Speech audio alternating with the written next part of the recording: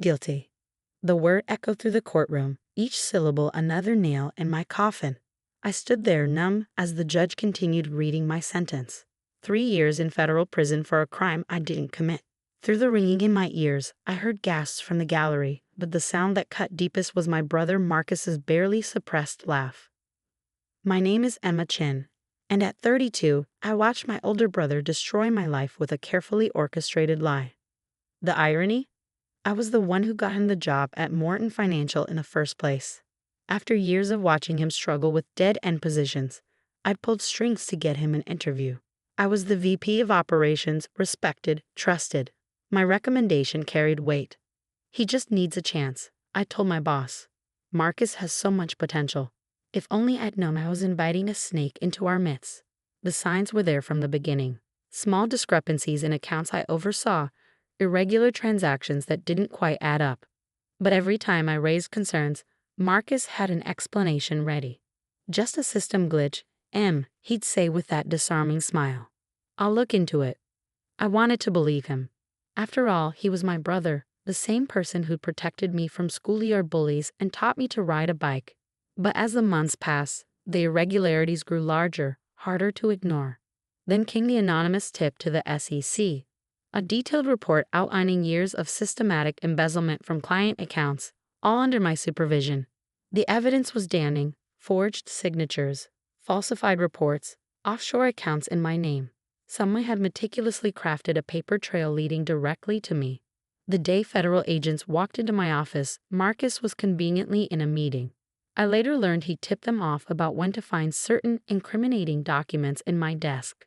"I'm sorry, Emma," he'd said, his voice thick with fake emotion as they led me away in handcuffs. I had no choice. The evidence, it was overwhelming. But I wasn't as helpless as he thought. Years of working in finance had taught me to always have a backup plan. For months before my arrest, I'd been documenting everything, every suspicious transaction, every inconsistency in Marcus' reports. I kept it all in an encrypted file, hidden where he'd never think to look: our mother's old recipe box. Mom had passed away 5 years ago, leaving behind a collection of handwritten recipes that neither of us had touched since. Marcus wouldn't come near it. Cooking was women's work in his mind. It was the perfect hiding place. The trial was a nightmare. Marcus played his part perfectly, the devastated brother forced to testify against his beloved sister. He wept on the stand as he described discovering my betrayal. I looked up to her, he sobbed. I trusted her. We all did. The jury ate it up. Every piece of evidence pointed to me, and Marcus's performance sealed my fate. 3 years in federal prison, plus restitution I could never hope to pay. As they led me away, Marcus caught my eye. "Enjoy your stay, sis," he whispered, just loud enough for me to hear. Prison was exactly as horrible as you'd imagine, but it gave me time to think, to plan. I knew the truth would come out eventually. It had to. The question was whether I could survive long enough to see it happen. The first few months were the hardest. The isolation, the loss of dignity, the constant threat of violence. But I adapted, kept my head down, and focused on one thing: the evidence hidden in that recipe box. As long as Marcus didn't find it, I had a chance. I made exactly one phone call during my first year inside, to Claire, my best friend since college. "The recipes," I said when she picked up, "Mom's old recipes in the box on my kitchen counter. Can you keep them safe for me?" Claire didn't hesitate. She understood immediately. "Of course, I'll get them today." That small act of trust kept me going through the darkest days. While Marcus built his new life on the ruins of mine, that little box held the key to his undoing. I learned to survive in prison, made allies, avoided enemies, kept my mind sharp by tutoring other inmates in basic finance. Every night, I'd lie on my hard bunk and think about Marcus, wondering if he ever felt guilty about what he'd done to his own sister. The answer came in the form of a letter, about halfway through my sentence. A wedding invitation, of all things. Marcus was getting married to Sophia Williams, the daughter of Morton Financial CEO. He'd used my destruction as a stepping stone to everything he'd ever wanted. "I wish you could be there," he wrote in an accompanying note, his words dripping with mock sympathy. "But I'm sure you understand why that's impossible." I read that letter 100 times, memorizing every word, feeding my determination with each smug sentence. He thought he'd won, thought he'd buried me so deep I'd never climb out. But Marcus had forgotten one crucial thing about his little sister. I'd always been the patient one, the planner, the one who could wait for the perfect moment to strike. And my moment was coming. 2.5 years into my sentence, I received another visitor, Agent Sarah Thompson from the FBI's Financial Crimes Division. She'd been reviewing my case, she said, and something didn't add up. The evidence was too perfect, she explained, leaning forward in her chair. In my experience, real embezzlers get sloppy. They leave loose ends.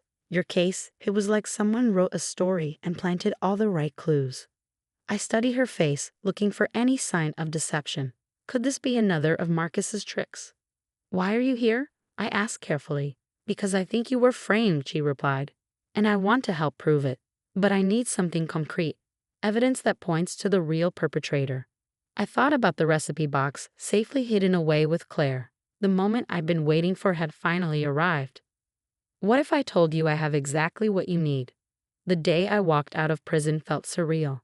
The sun was too bright, the air too fresh, everything too loud and colorful after 3 years of concrete and steel. Claire was waiting for me at the gate, holding a small cardboard box that made my heart race.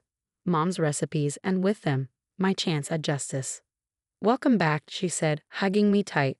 "Everything's ready." Agent Thompson met us at a small cafe 2 hours later. I watched her face as she went through the contents of my hidden file. Emails, bank statements, transaction records, all meticulously documented and annotated. With each page, her expression grew more determined. "This is exactly what we needed," she said finally. "Your brother left traces, Emma, small ones, but they're there. Combined with this documentation, we can prove he set you up." But proving it wouldn't be enough. I wanted Marcus to feel the same fear, the same helplessness I'd experienced. I wanted him to watch his perfect life crumble, just as he destroyed mine. The investigation had to be quiet, careful. Marcus had connections now, influence. One wrong move and he'd slip away again. So we built our case slowly, gathering evidence from multiple sources, creating a net so tight he couldn't escape. Meanwhile, Marcus was riding high. He'd been promoted to CFO after my conviction, married into the company's royal family, and built himself a reputation as the whistleblower who'd exposed his own sister's crimes. The perfect redemption story. I kept tabs on him through Claire, who still worked at Morton Financial. She told me about his new house in the suburbs, his growing influence in the company, the way he'd rewritten our family history to cast himself as the tragic hero. "He talks about you sometimes," she said one evening. "Always with this sad shake of his head, like you broke his heart. Nobody knows he's the one who broke yours." 3 months after my release, we were ready. Agent Thompson's team had traced the money Marcus had stolen, all $12 million of it, through a complex web of offshore accounts and shell companies. Every transaction, every transfer led back to him, not me. The arrest was perfectly timed. Marcus was hosting a charity gala at his new mansion, surrounded by the city's elite. I watched from across the street as FBI agents walked in, badges out.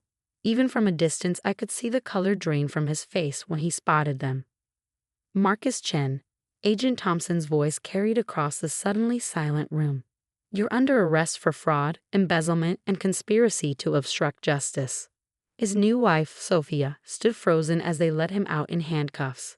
The same walk of shame I'd endured 3 years ago. But unlike me, Marcus was guilty of every charge. I stepped out of the shadows as they passed, wanting him to see me. His eyes widened, then narrowed with hatred. "You," he spat. "How did you?" "Mom's recipes," I said softly. "You never did learn to cook, did you?" The look of confusion on his face was priceless. He'd never know how close the evidence had been all along, hidden in plain sight in a box of handwritten recipe cards. The aftermath was chaotic. Morton Financial's stock plummeted as the truth came out. Marcus's elaborate scheme, his betrayal, the way he'd framed his own sister. It was a scandal that rocked the financial world. Sophia filed for divorce before his first court appearance. The Williams family wanted nothing to do with him now that his true nature was exposed. His carefully constructed world collapsed like a house of cards. My name was cleared, my conviction overturned. Morton Financial offered me my old job back, with a substantial settlement for wrongful termination. I declined. I had different plans now. The day of Marcus's sentencing, I sat in the front row of the courtroom. He looked smaller somehow, his expensive suit replaced by prison orange, his confidence shattered. "Your Honor," he began his statement, "I was desperate. The pressure to succeed, to live up to expectations." "Save it," the judge cut him off. "You systematically stole millions of dollars, then framed your own sister to cover your crimes. You showed no remorse, no conscience. The court sentences you to 15 years in federal prison." As they led him away, Marcus tried one last time to catch my eye. Maybe he wanted to apologize, or more likely, to blame me for his downfall. I didn't give him the satisfaction of looking his way. Outside the courthouse, reporters crowded around me. "Ms. Chen, how does it feel to be vindicated? Will you return to finance? Do you have any words for your brother?" I paused, considering my response carefully. "Justice isn't always swift," I said finally. "But the truth has a way of coming out. My brother thought he could bury it under lies and fake evidence, but he forgot one thing. Patience is more powerful than deception." 5 years have passed since that day. I used my settlement money to start a nonprofit organization helping wrongfully convicted individuals rebuild their lives after exoneration. Every day, I work with people who understand what it's like to lose everything to someone else's lies. Marcus writes sometimes long rambling letters about family loyalty and forgiveness. I don't read them anymore. The brother I loved died the day he decided to sacrifice me for his ambition. Claire still has Mom's recipe box, though we've long since removed the evidence it once contained.